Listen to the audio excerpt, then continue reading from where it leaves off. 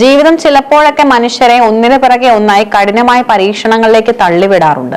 വ്യക്തി ജീവിതത്തിലെ തകർച്ചകളും ശാരീരികമായ രോഗാവസ്ഥകളും ഒരുമിച്ച് ഒരു മനുഷ്യനെ തേടിയെത്തുമ്പോൾ ഭൂരിഭാഗം പേര് മാനസികമായി തകർന്നു പോയേക്കാം. എന്നാൽ അത്തരം കരിനിഴലുകളെയും പ്രതിസന്ധികളുടെ ചുഴലിക്കാറ്റുകളെയും തന്റെ അചഞ്ചലമായ ആത്മവിശ്വാസം കൊണ്ടും പോസിറ്റീവ് ചിന്തകൾ കൊണ്ടും നേരിട്ട് ജീവിതത്തിലേക്ക് കൂടുതൽ കരുത്തോടെ മടങ്ങി വന്ന വ്യക്തിത്വമാണ് മലയാളികളുടെ പ്രിയപ്പെട്ട നടിയും അവതാരകയുമായ ജുവൽ മേരി. ടെലിവിഷൻ സ്ക്രീനുകളിൽ എപ്പോഴും പ്രസന്നവതിയായി ഊർജ്ജസ്വലതയോടെ പ്രേക്ഷകരെ കയ്യിലെടുത്തിരുന്ന ജുവൽ മേരിയുടെ യഥാർത്ഥ ജീവിതം കഴിഞ്ഞ കുറച്ചു വർഷങ്ങളായി വലിയൊരു പോരാട്ട ഭൂമിയായിരുന്നു. 2023 തന്നെ തേടിയെത്തിയ തൈറോയ്ഡ് ക്യാൻസർ എന്ന രോഗാവസ്ഥയും അതിനോടൊപ്പം വ്യക്തിജീവിതത്തിൽ നേരിട്ട കടുത്ത മാനസിക സമ്മർദ്ദങ്ങളെയും താരം അതിജീവിച്ച കഥ ഏതൊരു സാധാരണക്കാരനും പ്രചോദനം നൽകുന്ന ഒന്നാണ്. രോഗബാധിതയായിരുന്ന കാലത്ത് താൻ അനുഭവിച്ച ശാരീരിക മാനസിക ബുദ്ധിമുട്ടുകളെക്കുറിച്ചും എന്തുകൊണ്ട് ആ സമയത്ത് മൗനം പാലിച്ചു എന്നതിനെക്കുറിച്ചും കേരള ക്യാൻ പരിപാടിയിൽ ജുവൽ മേരി തുറന്നു പറഞ്ഞ വാക്കുകൾ ക്യാൻസർ ബാധിതരായ ഒട്ടേറെ മനുഷ്യർക്ക് ജീവിതത്തിലേക്ക് മടങ്ങി വരാനുള്ള വലിയൊരു പ്രചോദനമാണ് നൽകുന്നത്. ജുവൽ മേരിയുടെ അതിജീവനത്തിന്റെ കഥ കൂടുതൽ സവിശേഷമാകുന്നത് അവർ ഒരേ സമയം രണ്ട് വലിയ പ്രതിസന്ധികളിലൂടെ കടന്നുപോയി എന്നതിലാണ്. പലപ്പോഴും പുറത്തു നിന്നുള്ളവർ കാണുന്നത് താരങ്ങളുടെ തിളക്കമുള്ള ജീവിതം മാത്രമാണ്. എന്നാൽ അതിന്റെ പിന്നാമ്പുറങ്ങളിലെ കണ്ണീരും സങ്കടങ്ങളും ആരും അറിയാറില്ല. വ്യക്തി ജീവിതത്തിൽ കടുത്ത അസ്വാരസ്യങ്ങളും മാനസിക സമ്മർദ്ദങ്ങളും നേരിട്ട സമയത്താണ് ജുവലിന് ക്യാൻസർ സ്ഥിരീകരിക്കുന്നത്. തന്റെ വിവാഹബന്ധം വേർപ്പെടുത്തുന്നതിനായുള്ള നിയമ പോരാട്ടങ്ങളുടെ നടുവിലായിരുന്നു താരം. പരസ്പര സമ്മതത്തോടെയുള്ള വിവാഹമോചനം നേടിയെടുക്കുന്നതിനായി 3 വർഷത്തോളമാണ് ജുവലിന് കോടതി കയറി ഇറങ്ങേണ്ടി വന്നത്. ഒരു സ്ത്രീയെ സംബന്ധിച്ചിടത്തോളം മാനസികമായി ഏറെ തളർത്തുന്ന ഒന്നാണ് ദീർഘകാലം നീണ്ടു നിൽക്കുന്ന ഡിവോഴ്സ് നടപടികൾ. ഈ കടുത്ത മാനസിക സങ്കടങ്ങൾക്കിടയിലാണ് ശരീരത്തെ തളർത്തിക്കൊണ്ട് തൈറോയ്ഡ് ക്യാൻസറിന്റെ രൂപത്തിൽ അടുത്ത പ്രഹരവും എത്തുന്നത്. ഈ ഇരട്ട പ്രതിസന്ധിയാണ് ജുവൽ തന്നെ മനക്കരുത്തുകൊണ്ട് തച്ചുടച്ചത്.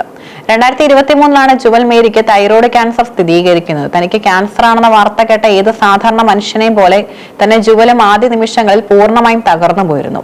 രോഗവിവരം അറിഞ്ഞ ആദ്യത്തെ 2-3 ദിവസങ്ങളിൽ താൻ അക്ഷരാർത്ഥത്തിൽ മരവിച്ചു പോയെന്നാണ് താരം ഓർത്തെടുക്കുന്നത്. തന്റെ ജീവിതം ഇവിടെ തീരുകയാണോ, ഇനി എന്ത് എന്നൊക്കെയുള്ള ചിന്തകൾ ആ സമയത്ത് ആരുടെ മനസ്സിലേക്ക് കടന്നു വരാം. ഇതൊന്നും എല്ലാവർക്കും പെട്ടെന്ന് ചിന്തിച്ച് പാകപ്പെടുത്തിയെടുക്കാൻ പറ്റുന്ന കാര്യങ്ങളല്ല. ഒരു വലിയ ശൂന്യതയിലേക്ക് വീണു പോയതിനാലുള്ള ഈ അവസ്ഥയിൽ നിന്നും ജുവലിനെ രക്ഷിച്ചത് പിന്നീട് അവരുടെ മനസ്സിലേക്ക് വന്ന ഒരു തിരിഞ്ഞു ചിന്തയാണ്. ആദ്യത്തെ മരവിപ്പിന് ശേഷം ജുവലിന്റെ ചിന്താഗതികളിൽ വലിയൊരു മാറ്റമുണ്ടായി. മരണത്തെക്കുറിച്ചുള്ള ഭയത്തെ അവർ നേരിട്ട രീതി അത്യപൂർവമായിരുന്നു. മനുഷ്യർ എപ്പോഴും ഭയപ്പെടുന്നത് മരണത്തെയാണ്. എന്നാൽ മരണം എന്നത് എപ്പോൾ വേണമെങ്കിലും സംഭവിക്കാവുന്ന ഒന്നാണെന്ന് ജുവൽ തിരിച്ചറിഞ്ഞു.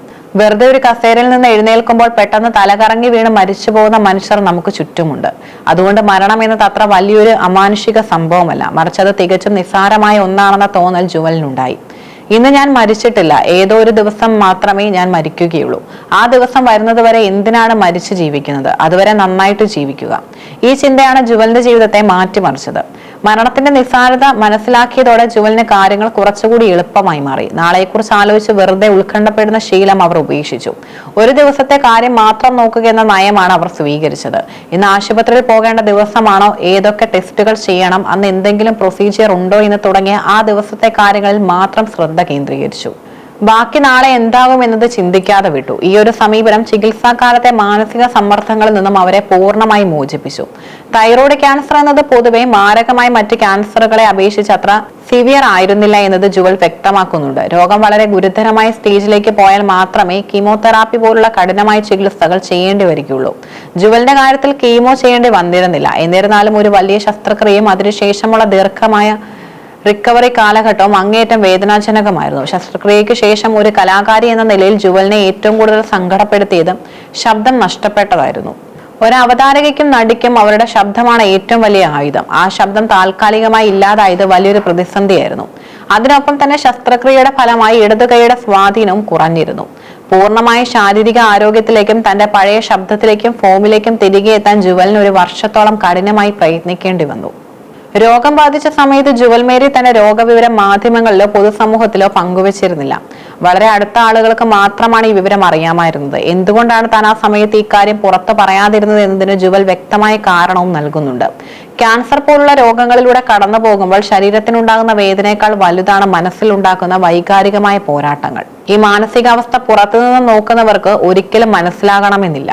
ആ സമയത്ത് രോഗവിവരം വെളിയിൽ വന്ന് പറഞ്ഞാൽ സമൂഹത്തിൽ നിന്നും ചുറ്റുമുള്ളവരിൽ നിന്നും പലതരത്തിലുള്ള ഡെഫിനിഷനുകളും ഉപദേശങ്ങളും വരാൻ തുടങ്ങും. മറ്റുള്ളവരുടെ ഉള്ളിലെ ഭയങ്ങൾ അവർ നമ്മുടെ തലയിലേക്ക് കൂടി വെച്ച് കിട്ടും. അയ്യോ, ക്യാൻസർ വന്നാൽ പിന്നെ രക്ഷപ്പെടില്ല, ഇനി പഴയതുപോലെ ആകാൻ പറ്റുമോ തുടങ്ങിയ ചോദ്യങ്ങളും സഹതാപ പ്രകടനങ്ങളും രോഗിയുടെ മാനസിക നിലയെ കൂടുതൽ വഷളാക്കുകയുള്ളൂ. ചുറ്റുമുള്ളവരുടെ നെഗറ്റീവ് ചിന്തകളിൽ നിന്നും അനാവശ്യ ഭയങ്ങളിൽ നിന്നും മാറി നിൽക്കാൻ ജുവൽ ബോധപൂർവം തന്റെ സുഹൃത്ത് വലയം വളരെ ചെറുതാക്കി. ആ റിക്കവറി ടൈം വളരെ പക്വതയോടെയും നിശബ്ദമായും അവർ കൈകാര്യം ചെയ്തു. ഇതാണ് രോഗം പൂർണ്ണമായി ഭേദമായ ശേഷം നല്ല ബോധ്യത്തോടും ആത്മവിശ്വാസത്തോടും കൂടി സമൂഹത്തിന് മുന്നിൽ വന്ന് സംസാരിക്കാൻ തനിക്ക് കരുത്തു നൽകിയതെന്ന് ജുവൽ പറയുന്നു. രോഗമുക്തി നേടിയ ശേഷം ജുവൽ മേരി തന്റെ അനുഭവങ്ങൾ പരസ്യമായി പങ്കുവയ്ക്കാൻ തയ്യാറായതിന് പിന്നിൽ വലിയൊരു സാമൂഹിക ഉത്തരവാദിത്വമുണ്ട്. നമ്മുടെ സമൂഹത്തിൽ ക്യാൻസർ എന്നാൽ മരണം എന്നൊരു തെറ്റായ ധാരണ ഇപ്പോഴും നിലനിൽക്കുന്നുണ്ട്. ക്യാൻസർ ബാധിതരാകുന്ന വ്യക്തികൾ പലപ്പോഴും തങ്ങളുടെ ജീവിതം അവസാനിച്ചുവെന്ന് കരുതി നിരാശരാകാറാണ് പതിവ്. ഇവിടെയാണ് ജുവൽ മേരിയെ പോലെയുള്ള പ്രശസ്തരായ വ്യക്തികളുടെ അതിജീവന കഥകൾ പ്രസക്തമാവുന്നത്. തങ്ങൾ അനുഭവിക്കുന്ന വേദനകളും അതിജീവന പാതകളും തുറന്നു പറയുമ്പോൾ മാത്രമേ സമാനമായ അവസ്ഥയിലൂടെ കടന്നു പോകുന്ന മറ്റു മനുഷ്യർക്ക് അതിൽ നിന്നും ഒരു ഉദാഹരണം കണ്ടെത്താനും പ്രത്യാശ കൈവരിക്കാനും കഴിയുകയുള്ളൂ. ജുവൽ മേരിക്ക് ക്യാൻസർ വന്നിട്ടും അവർ അതിനെയെല്ലാം തോൽപ്പിച്ച് ഇന്നും സന്തോഷത്തോടെയും ഭംഗിയോടെയും ജീവിക്കുന്നുണ്ട്. ജുവൽ മേരിക്ക് ക്യാൻസർ വന്നിട്ടും അവർ അതിനെയെല്ലാം തോൽപ്പിച്ച് ഇന്നും സന്തോഷത്തോടെയും ഭംഗിയോടെയും ജീവിക്കുന്നുണ്ടെന്ന അറിവ് രോഗത്തോട് പോരാടുന്ന ആയിരക്കണക്കിന് സാധാരണക്കാർക്ക് നൽകുന്ന പോസിറ്റീവ് എനർജി ചെറുതല്ല. ഇത് വലിയൊരു ഉത്തരവാദിത്തമായിട്ടല്ല, മറിച്ച് തനിക്ക് സമൂഹത്തിന് വേണ്ടി ചെയ്യാൻ പറ്റുന്ന ഏറ്റവും ചെറിയൊരു കാര്യമായിട്ടാണ് ജുവൽ കാണുന്നത്. ജുവൽ മേരിയുടെ ക്യാൻസർ അതിജീവനത്തിന്റെ ഈ യാത്ര കേവലം ഒരു രോഗഭേദമായ കഥ മാത്രമല്ല, മറിച്ച് ജീവിതത്തെ എങ്ങനെ നോക്കിക്കാണണമെന്ന് പഠിപ്പിക്കുന്ന ഒരു വലിയ പാഠപുസ്തകമാണ്. കടുത്ത വിവാഹമോചന കേസിന്റെ മാനസിക സങ്കടങ്ങൾക്കിടയിലും മാരകമായ രോഗാവസ്ഥയിലും അവർ തളർന്നുപോയില്ല. മരണത്തെ ഭയപ്പെടുന്നതിന് പകരം അതിനെ സ്വാഭാവികമായി അംഗീകരിക്കുകയും ഓരോ ദിവസത്തെയും പുതുതായി വരവേൽക്കുകയും ചെയ്ത അവരുടെ മനസ്സ് ഏതൊരു മനുഷ്യനും മാതൃകയാക്കാവുന്നതാണ്.